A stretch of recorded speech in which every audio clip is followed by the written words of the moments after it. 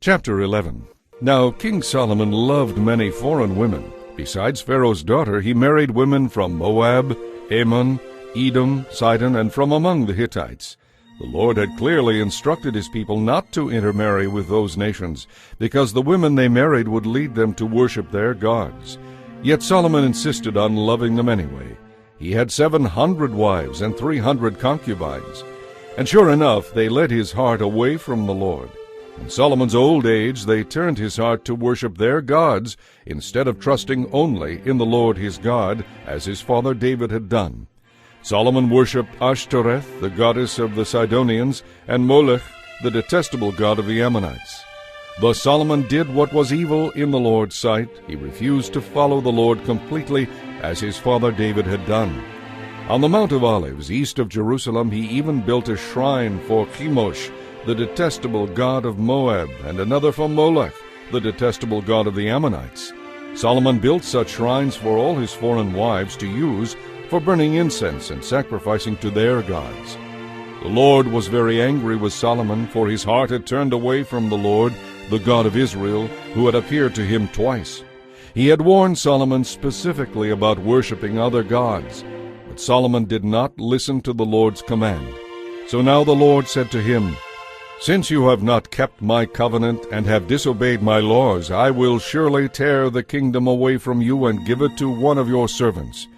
But for the sake of your father David, I will not do this while you are still alive. I will take the kingdom away from your son, and even so, I will let him be king of one tribe for the sake of my servant David, and for the sake of Jerusalem, my chosen city." Then the Lord raised up Hadad the Edomite, a member of Edom's royal family, to be an enemy against Solomon. Years before, David had gone to Edom with Joab, his army commander, to bury some Israelites who had died in battle. While there, the Israelite army had killed nearly every male in Edom. Joab and the army had stayed there for 6 months, killing them. But Hadad and a few of his father's royal officials had fled. Hadad was a very small child at the time. They escaped from Midian and went to Paran, where others joined them. Then they traveled to Egypt and went to Pharaoh, who gave them a home, food, and some land. Pharaoh grew very fond of Hadad, and he gave him a wife, the sister of Queen Tahpenes. She bore him a son, Genubath, who was brought up in Pharaoh's palace among Pharaoh's own sons.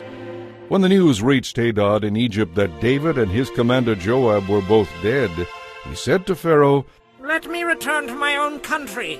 "Why?" Pharaoh asked him. "What do you lack here? How have we disappointed you that you want to go home?" "Nothing is wrong," he replied. "but even so I must return home." God also raised up Rezon, son of Eliada, to be an enemy against Solomon. Rezon had fled from his master King Hadadezer of Zobah, and had become the leader of a gang of rebels. After David conquered Hadadezer, Rezon and his men fled to Damascus, where he became king. Rezon was Israel's bitter enemy for the rest of Solomon's reign, and he made trouble just as Hadad did. Rezon hated Israel intensely and continued to reign in Aram. Another rebel leader was Jeroboam, son of Nebat, one of Solomon's own officials. He came from the city of Zeredah in Ephraim, and his mother was Zeruah, a widow. This is the story behind his rebellion. Solomon was rebuilding the Millo and repairing the walls of the city of his father David.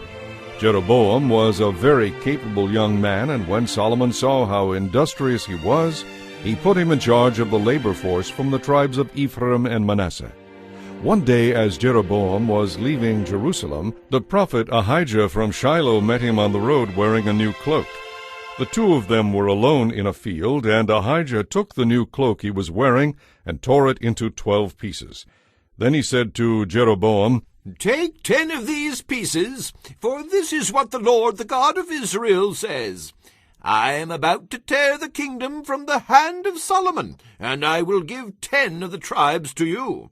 But I will leave him 1 tribe for the sake of my servant David, and for the sake of Jerusalem, which I have chosen out of all the tribes of Israel.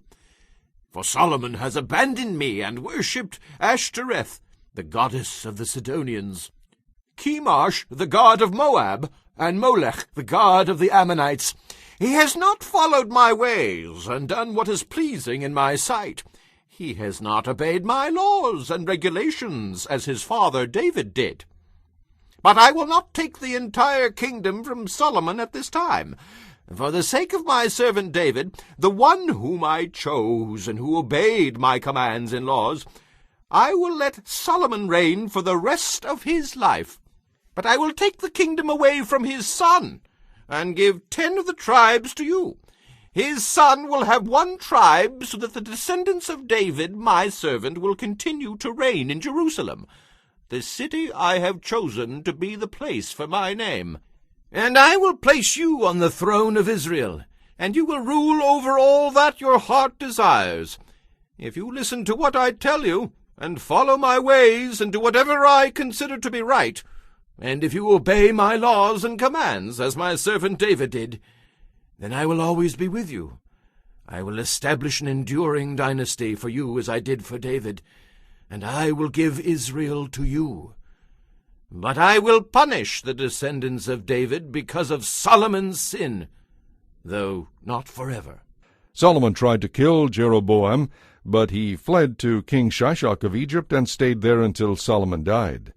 The rest of the events in Solomon's reign, including his wisdom, are recorded in the book of the Acts of Solomon. Solomon ruled in Jerusalem over all Israel for 40 years. When Solomon died, he was buried in the city of his father David. Then his son Rehoboam became the next king.